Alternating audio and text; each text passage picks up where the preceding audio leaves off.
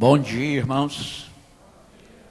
É com muita alegria que estamos mais uma vez aqui ocupando o púlpito da igreja da qual pertencemos, a igreja de Tomás Coelho.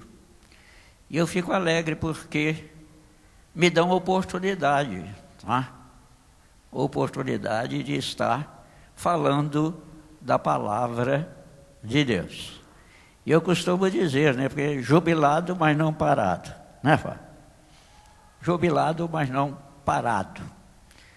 Às vezes, os jubilados ficam um pouco distantes, não é? Às vezes passam até a morar distante, não frequentam, às vezes, a igreja com assiduidade, mas eu tenho tido este privilégio. Tenho tido este privilégio de estar sempre junto com os irmãos. E, meus irmãos, os textos dados, ou o texto dado para a nossa meditação nesta manhã, se encontra no Evangelho de Lucas, no capítulo 4, dos versos 38 a 41.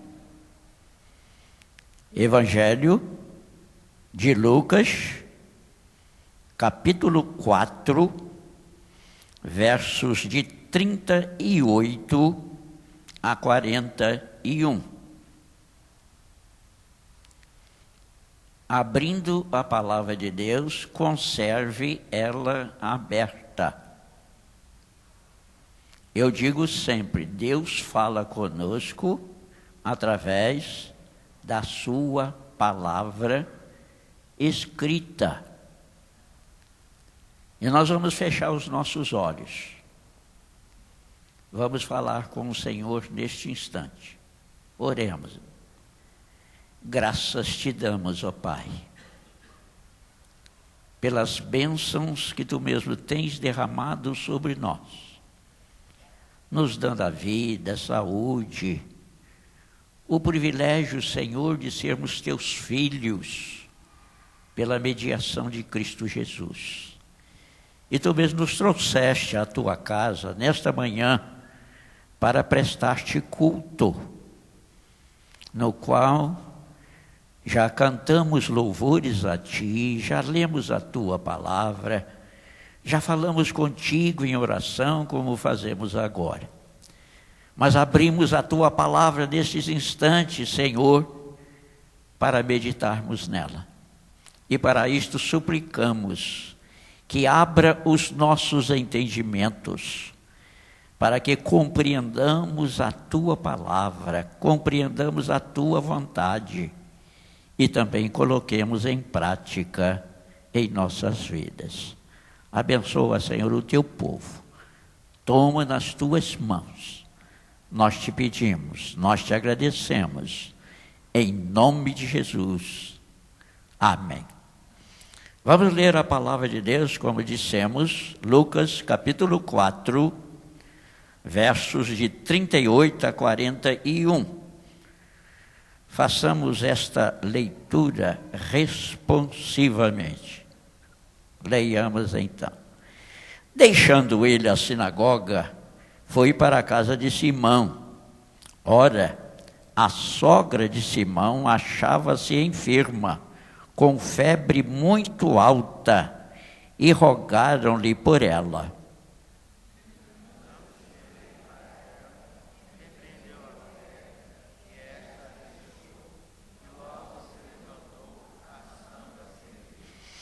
Ao pôr do sol, todos os que tinham enfermos de diferentes moléstias, nos traziam, e ele os curava, impondo as mãos sobre cada um.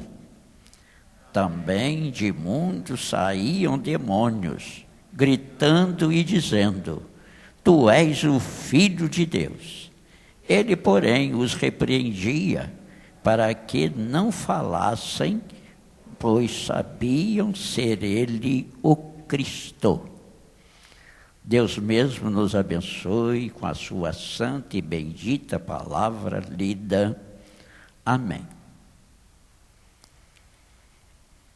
Lucas escreveu o seu evangelho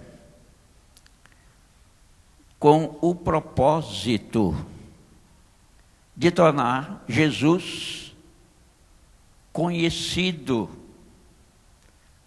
com todas as suas realizações, de modo especial, direcionando o evangelho a um gentio, não era judeu, chamado Teófilo. Nós já falamos aqui que Teófilo quer dizer amigo de Deus. Mas ele não tinha o conhecimento da pessoa de Jesus. E Lucas queria que ele conhecesse e ficou registrado para que todos nós também tenhamos este conhecimento. O Evangelho de Lucas já é uma exposição da vida de Jesus. E nós estamos meditando sobre uma expositiva do Evangelho de Lucas. A palavra expor já quer dizer tornar conhecido, tornar visível, tornar claro, tornar compreensível aquilo que está sendo mostrado. E este é naturalmente o propósito da expositiva a respeito do Evangelho de Lucas. Expositiva sobre a exposição. E depois de uma série de acontecimentos na vida de Jesus, porque logo recentemente aqui no próprio capítulo 4, a partir do verso 16, Jesus vai para Nazaré, onde ele havia sido criado, entrou na sinagoga e ensinava o povo. Mas Jesus foi rejeitado na sua própria cidade. Jesus foi rejeitado na sua própria cidade. Jesus que era santo, Jesus que era perfeito, Jesus que não tinha falhas na sua vida, foi rejeitado. E ele mesmo disse, não é, que um profeta não tem honras na sua própria casa. Hoje, às vezes, quando uma pessoa vai pregar num lugar mais distante, às vezes se diz, não, ele deveria pregar na própria casa dele, deveria pregar no próprio local onde ele está. Mas se Jesus foi rejeitado, na sua cidade, onde ele foi criado, nós que temos as nossas falhas, os nossos defeitos, as nossas deficiências, somos muito mais olhados para as nossas deficiências do que para aquilo que nós fazemos de bom. Isso acontece muito. Mas Jesus sendo rejeitado, Jesus não parou com a sua missão. Ele foi para Cafarnaum. Aí a partir do verso 31, entrou também na sinagoga e era sábado. Lá também, quando Jesus ensinava na sua cidade, era também sábado. O dia do Senhor. A palavra sábado quer dizer descanso, o descanso físico para nós, mas o dia da adoração a Deus. O dia de adoração ao Senhor. Como nós estamos fazendo hoje. O domingo, o primeiro dia da semana, porque Jesus ressuscitou no primeiro dia da semana. Então temos o primeiro dia da semana como o nosso sábado, isto é, o nosso descanso. E naquela sinagoga, no dia de sábado, diz o texto que achava-se ali também um homem endemoniado, possesso de um espírito de demônio imundo, e bradou em alta voz: a que temos nós contigo, Jesus Nazareno, da cidade de Nazaré, conhecido como Nazareno? Vieste para perder-nos? Vieste para nos derrotar? Vieste para acabar conosco? E disse ainda: bem sei que és o Santo de Deus. E quando Jesus expulsou o demônio daquele homem, todos ficaram admirados da sua autoridade, do seu poder, mesmo quando ele falava. E disseram: o que é isto? O que está acontecendo? Ele manda aos espíritos, fala aos espíritos, e os espíritos obedecem. A sua fama corria por todos os lugares. A fama de Jesus. Jesus é famoso. Jesus é famoso. Tem muita gente buscando fama, mas Jesus é famoso. A fama de Jesus percorria. E ainda naquele sábado, no texto em que nós lemos, deixando ele a sinagoga, foi para a casa de Simão Pedro.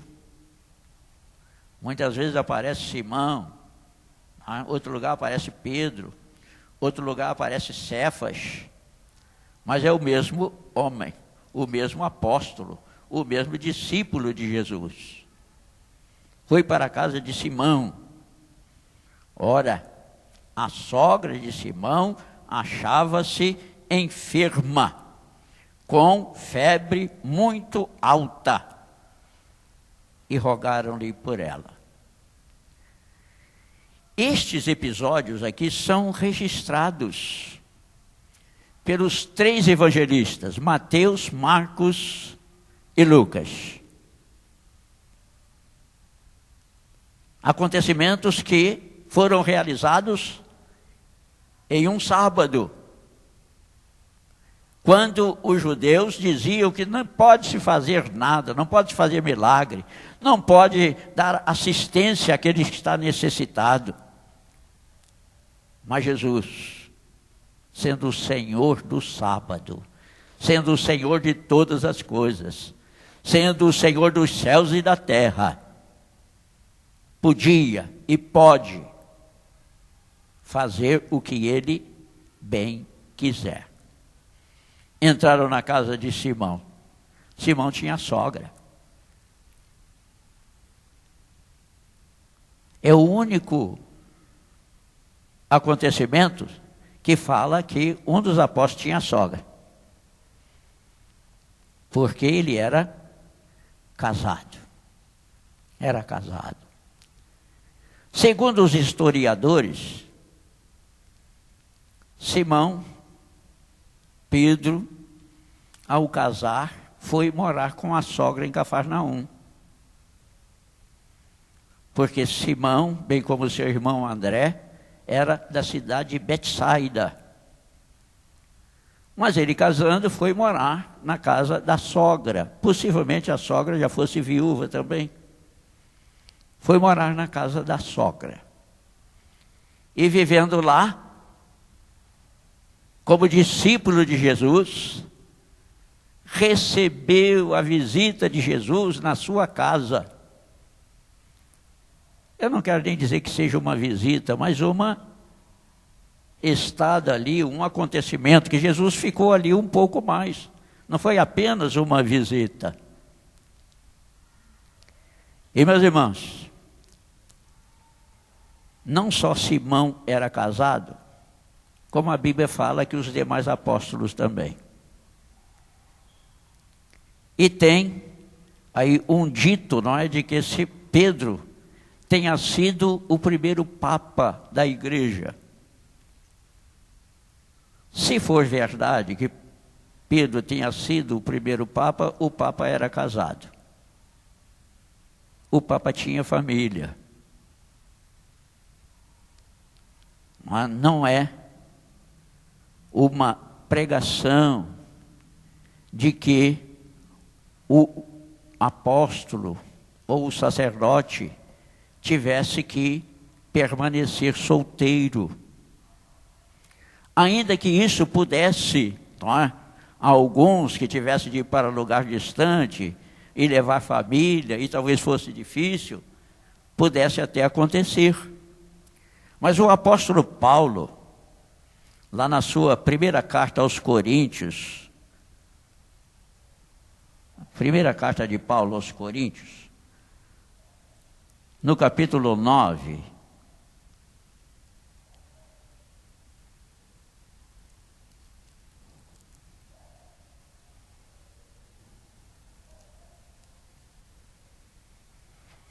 primeira carta de Paulo aos Coríntios, no capítulo 9,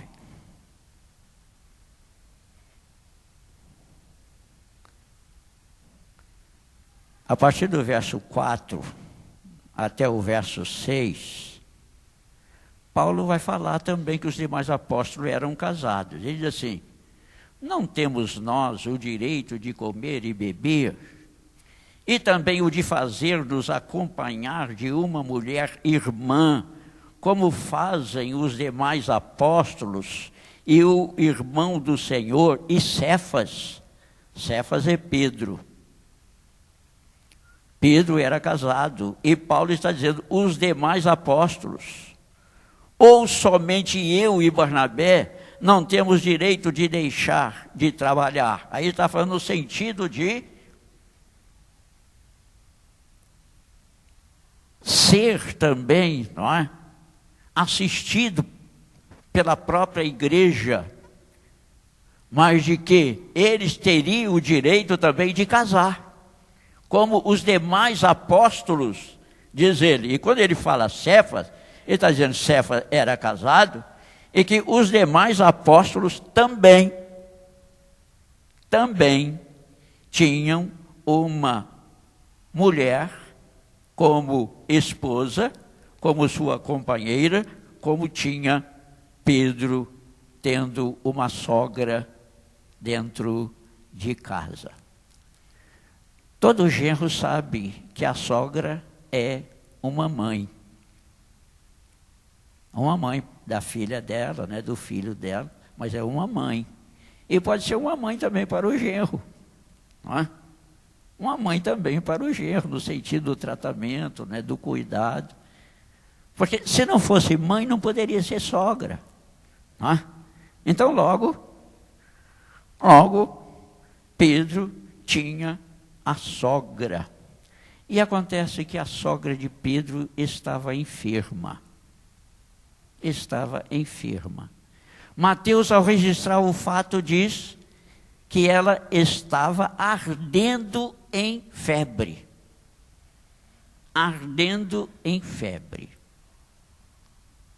Febre muito alta.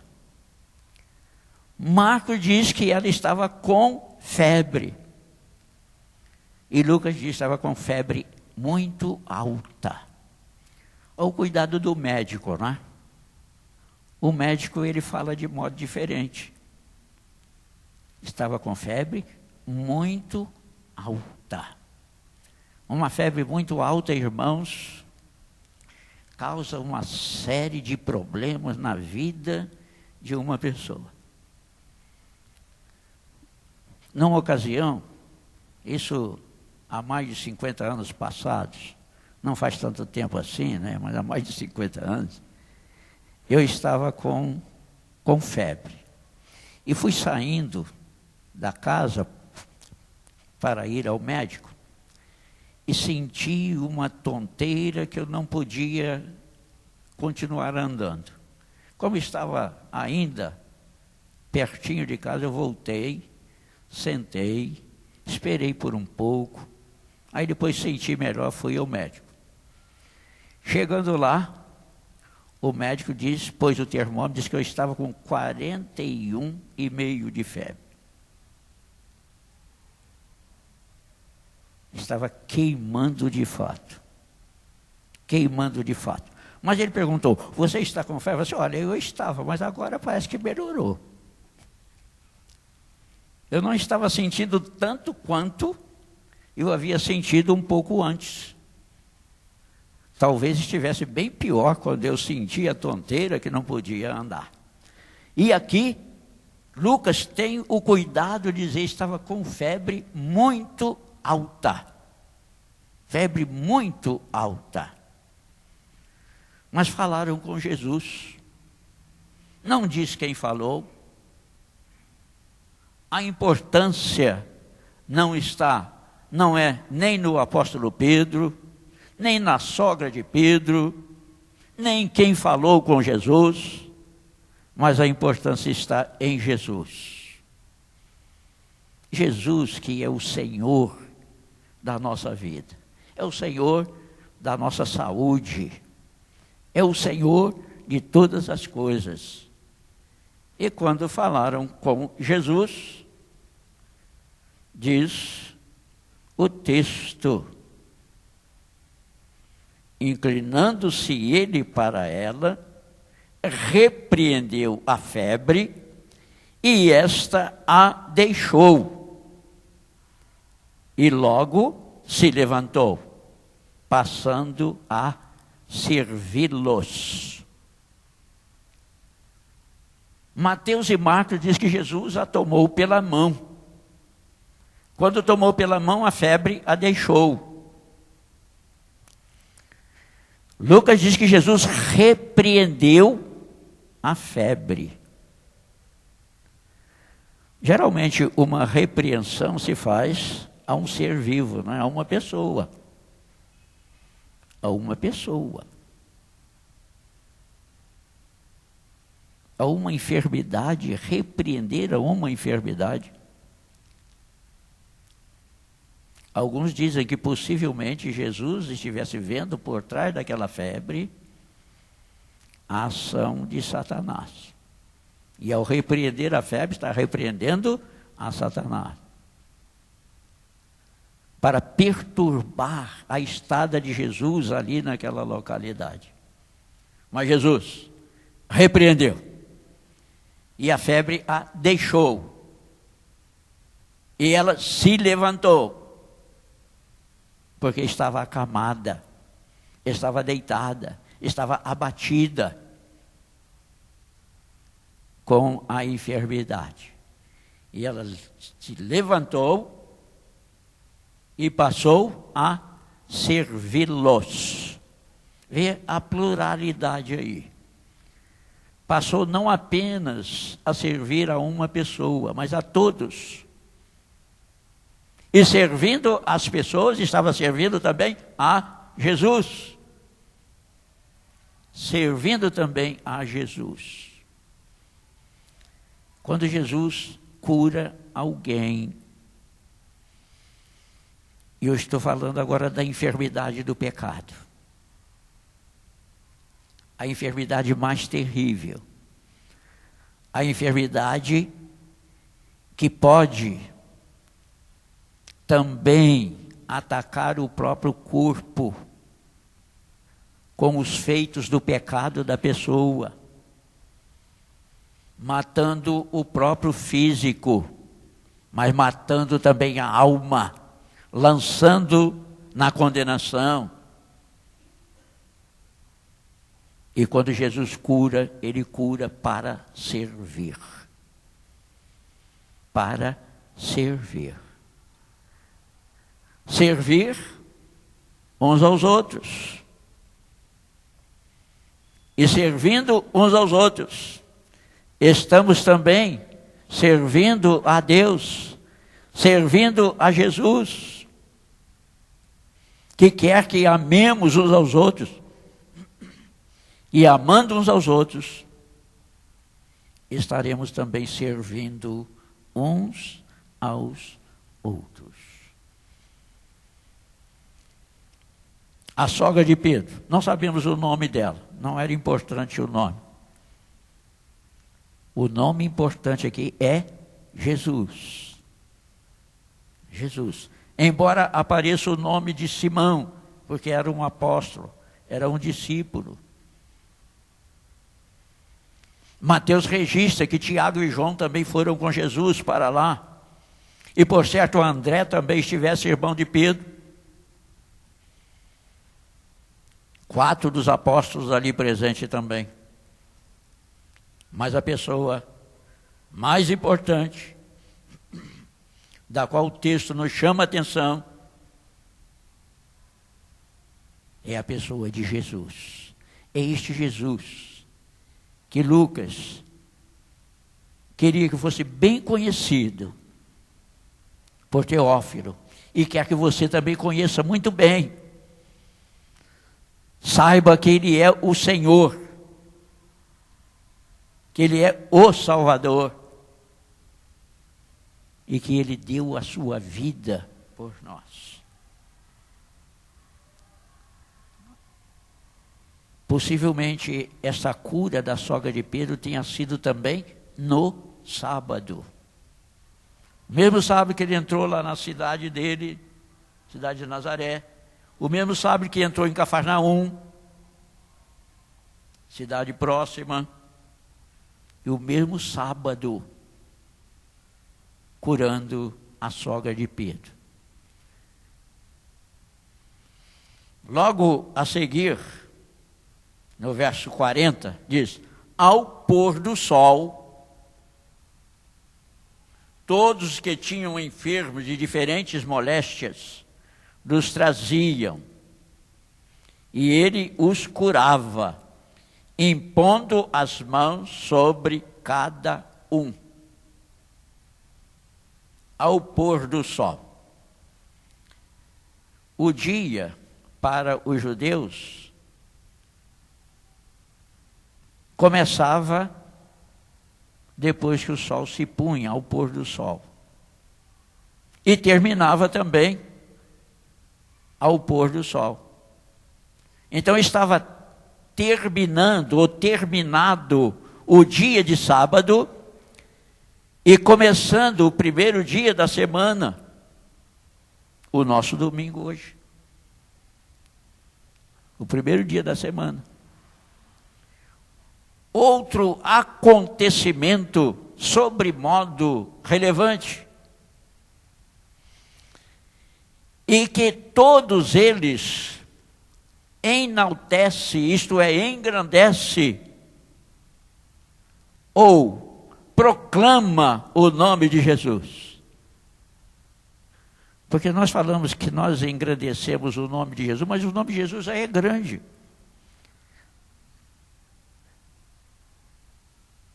Quando nós falamos que nós engrandecemos o nome de Jesus, nós estamos dizendo, nós estamos glorificando a Jesus. Porque eu não consigo tornar o nome de Jesus maior do que ele é, de modo nenhum.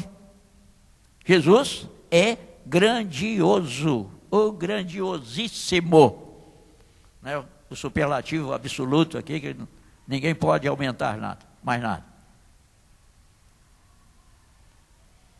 Mas o nome de Jesus é sobremodo grandioso. Mas levaram a Jesus, agora já no primeiro dia da semana, na casa de Pedro. Ainda na casa de Pedro. Estes acontecimentos, por certo, foram narrados pelo apóstolo Pedro para o escrito do Evangelho de Marcos, do Evangelho de Lucas.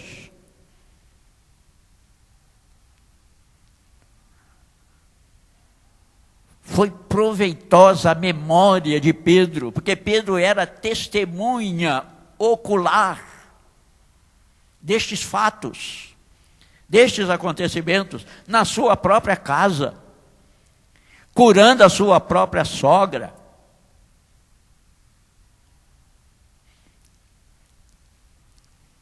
Não vale aqui, irmãos, aquela maledicência de muita gente que chega a dizer que Pedro tenha negado a Jesus porque Jesus curou a sogra dele. Isso é maledicência. Não é? Porque o que nos parece é que Pedro deveria ter uma vida, não é, de harmonia dentro da sua própria casa.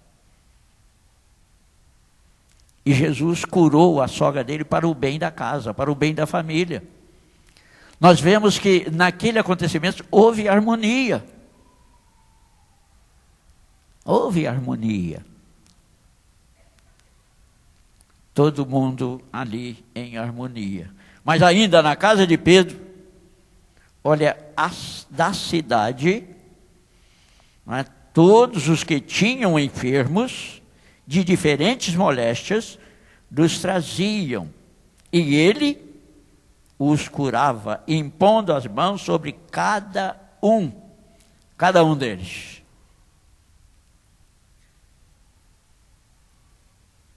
Marcos, ao registrar este fato, lá no capítulo 1, primeiro capítulo de Marcos, lá no verso 33, ele diz que toda a cidade estava à porta. Toda a cidade. É um pouco de exagero, não é? Dizer que toda a cidade. Mas Marcos estava usando também uma figura de linguagem que demonstra exagero, embora não seja a mais conhecida, né, como hipérbole, que é exagero. Eu já te falei mais de 10 mil, que Jesus Cristo é o Salvador, você não crê? Não é? Às vezes a mãe fala para o filho, já te falei mais de 10 mil, menina, às vezes não falou nem 2, nem 3, falei mais de 10 mil. Aí é hipérbole, né? Exagero. Mas quando Marcos fala, toda a cidade estava à porta, ele está usando uma outra figura de linguagem,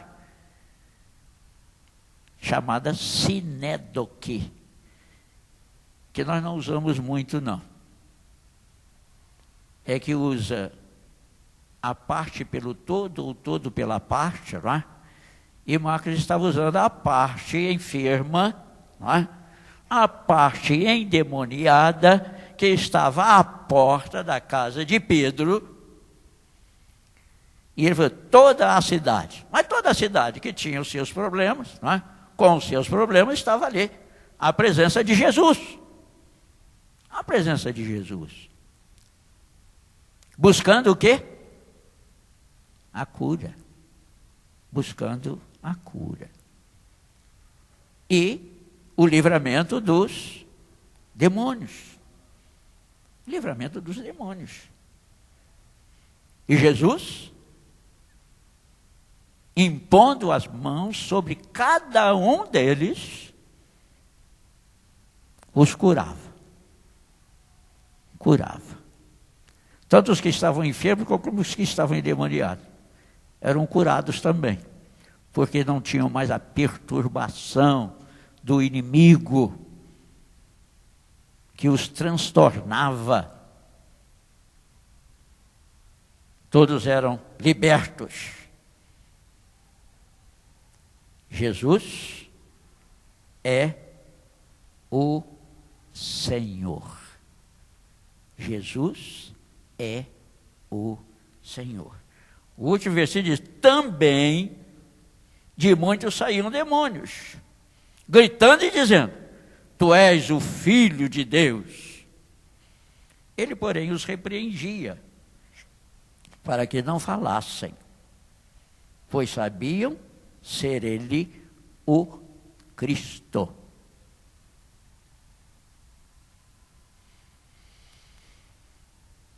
Até os demônios sabem que Jesus é o Filho de Deus. Até os demônios sabem que ele é o Messias, que ele é o ungido de Deus.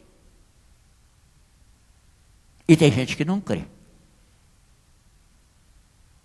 Ainda tem gente que não crê. Que Jesus é de fato o Filho de Deus. Que Jesus é de fato o Salvador. Lucas escreveu o Evangelho para mostrar Jesus Cristo como o Senhor. Jesus Cristo como o Salvador. O propósito de Lucas não era mostrar que a casa de Pedro era famosa, embora ela tenha ficado conhecida, mas era mostrar que Jesus é que é o famoso. Mostrar que a importância da pessoa é de Jesus. E que Jesus pôde mudar a vida da sogra de Pedro, pôde mudar a vida do endemoniado lá na cidade de Cafarnaum, pôde mudar a vida daqueles que estavam enfermos, foram levados à presença de Jesus, porque creram que Jesus podia mudar a sua vida. Como também muitos endemoniados. Os espíritos saíram deles. E eles ficaram pessoas conscientes, perfeitas, como você é, como nós somos. E precisamos proclamar Jesus Cristo como Senhor. Por que Jesus proibiu os espíritos de dizer que Ele era o Cristo, que Ele era o Filho de Deus, que Ele é o Salvador, que Ele é o Senhor? Porque Jesus quer que você, crendo nele, proclame o seu nome. Não são os demônios que vão proclamar Jesus Cristo, mas Jesus Cristo chamou homens e mulheres para pregar o seu Evangelho.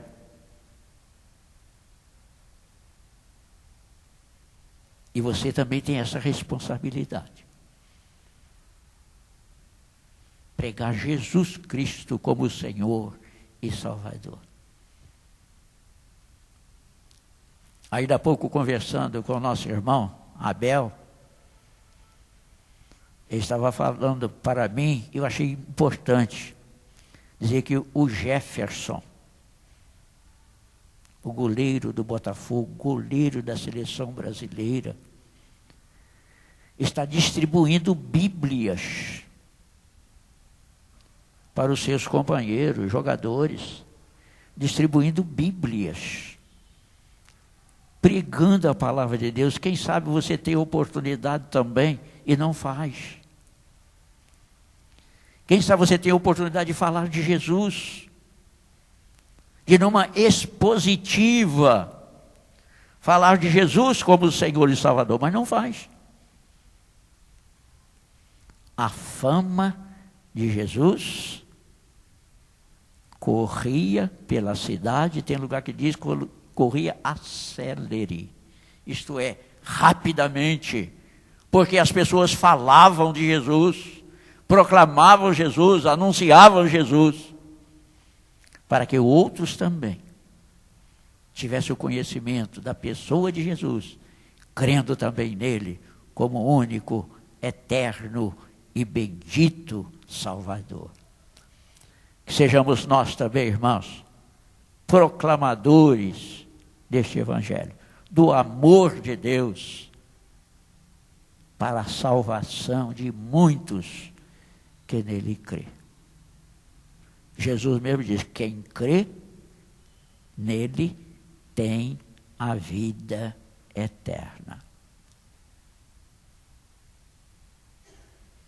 A palavra do apóstolo Paulo e Silas ao carcereiro lá de Filipos diz: crê no Senhor Jesus e serás salvo, tu e tua casa.